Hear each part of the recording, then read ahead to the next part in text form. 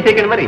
శ్రీ శ్రీ శ్రీ సింగువారి రంగేళి శృంగార సుబ్బారాయణం గారు అనగా మా బావగారు రాసినటువంటి వీరునామా ప్రకారం సదరు వారి కుమార్తెను నా మేనకోడలు అయిన కుమారి మంజులాదేవికి త్వరలోనే కోట్లకు మించిన ఆస్తి సంక్రమించబోతున్నది కనుక తెలుసుకోవలసినది.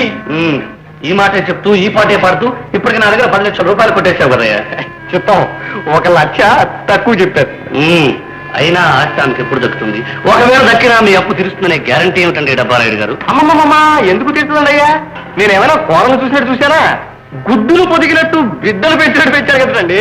అయినా మా కోడల పిల్ల మనిషే శృంగారం గాని మనసు బంగారం అండి. అయితే ఈ రోజు నుంచి నేను మీ కొడుకునన్నమాట. మీరు నా కొడుక? అంతే కదండి డబ్బారాయుడు గారు. నేను మీ కొడుకునైతే మీ కోడలు నాకు భార్య కదా. కొంచెం తిరుగుడుగా చెప్పినా చాలా తెలివిగా చెప్పారే. అయితే నా అప్పు తీర్చడానికి ఇది ఒకటే మార్గం. వెంటనే పెళ్లి ఏర్పాట్లు చేయించాను. లేదు కోడలా, మతి స్థిమితం ఉంది కనుకే నీకోసం వలేసి మరీ ఆ కలిగిన చేపలు పట్టారా. డబ్బు కోసం దిగజారిపోయా. నువ్వు నా మావయ్యాన్ని చెప్పుకోవడానికి కూడా నాకు సిగ్గుగా ఉంది. సిగ్గు నన్ను గురించి కాదు కోడలా, అదేదో రేపు పెళ్లి పీట మీద మొత్తంగా రేపు చూపిద్దుగా. పెళ్లి లేదు పీట లేదు. నేను పెళ్లి చేసుకోవాలని నీకు ఎప్పుడే చెప్పాను. చెప్తే ఎట్లా? అవతల నేను పెద్ద మనిషికి మాట ఇచ్చాను. మరి మాట ఇచ్చావా? నా పెళ్లి గురించి మాట ఇవ్వడానికి నువ్వెవరు? నీ మావని స్వయానా నీ అమ్మకి తమ్ముడిని. చిన్నప్పటి నుంచి నిన్ను గాడిదలాగా మోసి మోసి పెంచి పెద్ద తీశాను కనుక నీ మంచి చెడ్ల బాధ్యత నాది. నువ్వు ఎంత అరిచి మొత్తుకున్నా సరే ఈ పెళ్లి మాత్రం జరగదు. ఎలా జరగదో? రేపు 20వ తేదీ ముహూర్తం నాడు. రేపు 20వ తేదీ ముహూర్తం నాడు నువ్వు చూడకుండా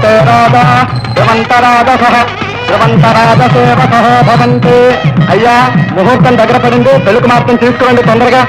నాన్నగారు అమ్మా మంజు మంజు మంజు మంజు మంజు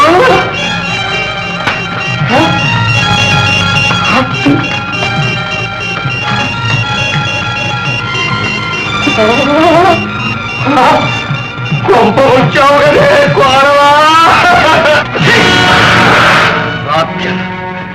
10 మందిలో నా పరువు తీశా. ఒక్క ఆడపిల్లలు మాత్రం అదుపులో ఉంచుకోలేకపోయాం.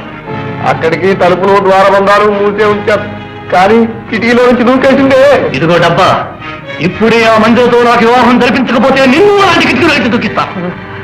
లేదా ఇప్పుడే పెద్ద మేడ పై అంతస్తు కిటికీలో నుంచి దూకిస్తా.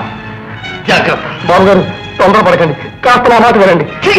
నీ మాట విని విని విసిగిపోయాను. ఇక నుంచి నేను చెప్పినట్టు నువ్వు చేయి. సరే రుణగ్రస్తుడి, నేను చెప్పాను నా భాగ్యం. చెప్పండి. 10 లక్షల విలువ గల వజ్రాల నగలతో నీ మేనగోళ్లు ఇంట్లోంచి పారిపోయిందని పేపర్లో ప్రకటించారు. ప్రయోజనం? ఆ నగల కోసం దొంగలు రౌడీలు ఆమె వెంటబడతారు. వాళ్ళతో తంటాల వల్లేక మన కాళ్ళ దగ్గరకు వచ్చి వాళ్ళు. అర్థమైందా డబ్బా? చిత్తం అలాగే ప్రకటించారు. 10 లక్షలు విలువ